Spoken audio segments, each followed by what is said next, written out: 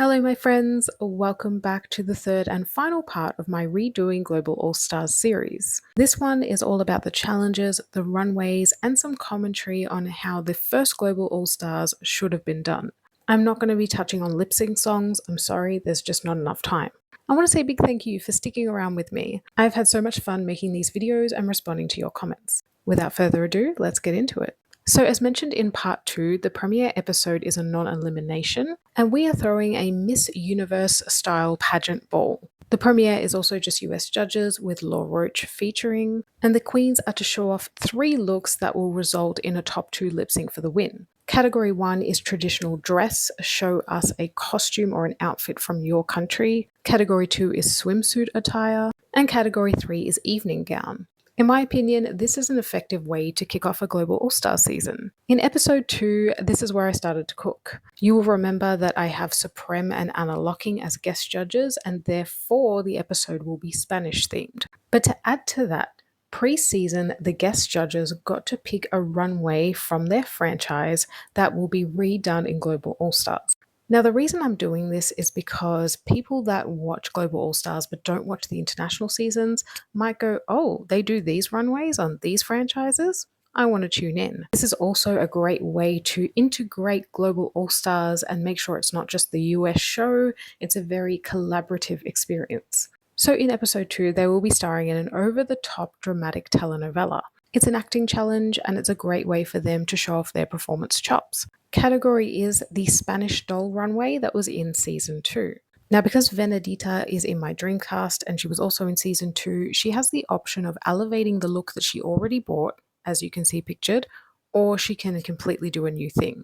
In my opinion, I would have her redo this look because I can see it being elevated. In episode 3, it's all about Drag Race Philippines. Mama Pao and Khaled Karen are guest judging. So the queens will be partaking in an unconventional materials design challenge that is inspired by the runway category in season 1, Pearls of the Orient Sea. Their design look has to contain opulence, elements of marine life, and shimmer.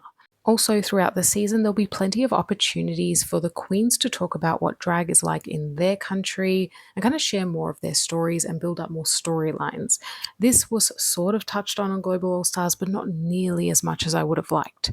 In episode 4, we have Chiara Francini as a guest judge, which means that the challenge for this week will be who can make the best margarita pizza. I am just joking. I'm Italian though, so I can make that joke. The challenge will be girl groups. The queens need to break into 2 groups. At this stage, there are 12 queens left, so 2 groups of 6 is doable. They will be delivering a pop and rock version of the same song, and the track is called Stelle del Mondo, which translates to Stars of the World. Now, Stella del Mondo is the only Italian thing they have to say. Their verses can be in whichever language they choose.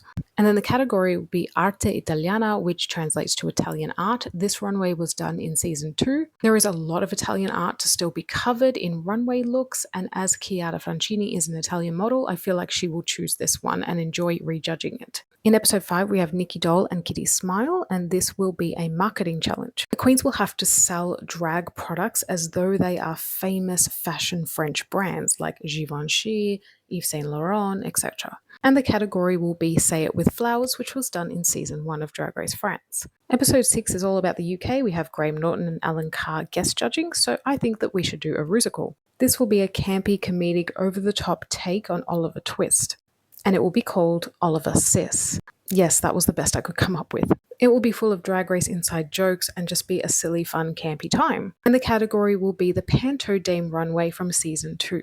I could see Kiana killing this one. She is in my Dreamcast and she does make the finals. In episode 7, we have Barbie Breakout and Diane Brill, and we are doing the Snatch Game. But this time it's not the Snatch Game of love. It's the Snatch Game UN. The queens will need to pick a character from their own country and impersonate them. It will be a hot debate within the Global Glamazon headquarters. Rue will fire questions at them, and of course they will need to make her laugh. From season 1, which I have to go with because there's no other season of Drag Race Germany, we are doing Fetish again.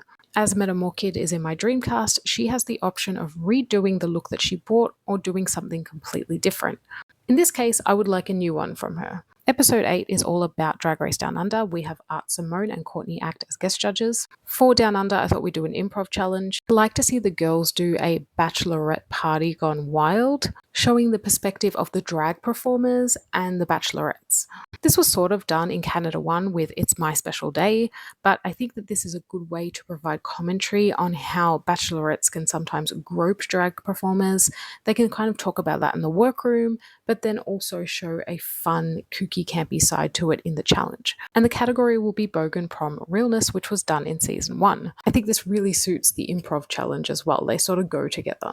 Episode 9, we have Art Aria and Pangina Heels as guest judges. It's another design challenge, but this one is going to honor Pangina. The category will be A Night of 1,000 Panginas, and they need to design a look that she might wear if she was a guest judge or a host or even as a contestant. She has a lot of iconic looks to pull from, so I think that they have enough to go off. In episode 10, we are joined by Drag Queen from Drag Race Brazil, and this time we're doing a talent show. It's about 3/4 through the season, but who cares? There will be a limit on original tracks, and the queens must incorporate elements from where they come from.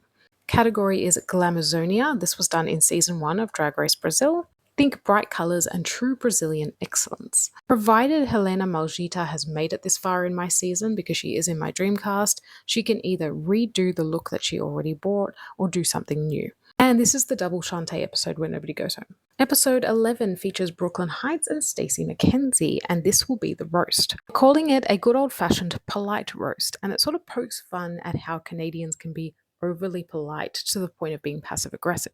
All of the queens remaining have to incorporate that passive aggressiveness over politeness into their roast. What they're saying sounds nice, but it's kind of a zinger. One category is Canadian Tuxedo, which was done in season 1. I really want to see this done again. And then the last episode before the reunion and the finale is the makeover episode, and we have Lolita Banana and Tiger Brava as guest judges. I thought, what better way to honor Drag Race Mexico than doing a Day of the Dead inspired runway and makeover? They will be judged for both the looks that they present in their partners and themselves and their makeup. And I thought, why don't we make their partners various Drag Race Mexico alum? I think that would be really fun. Electra Vandergeld makes my top 4 in this season, so this is great for her going right into the finale. And so that's it, because the finale is just the US family and they will be performing to a finale number. I don't think we need to get into that one. As you can see, I haven't gone over the top. The challenges are inclusive of the franchise being represented, but they're also universally recognized. You don't need to reinvent the wheel here. There are no taco jokes, no margarita pizza, no xenophobia, no stupid stereotypes. Once again, thank you so much for being part of this series with me. I really want to know what you thought about this part and all 3 parts in general. Do you think this sounds like a better way to do Global All-Stars? Guys, I'm not going to do any riggings and unriggings. I'm leaving that to the drag detective. Anyways, I love you all, and I'll be back soon with another video.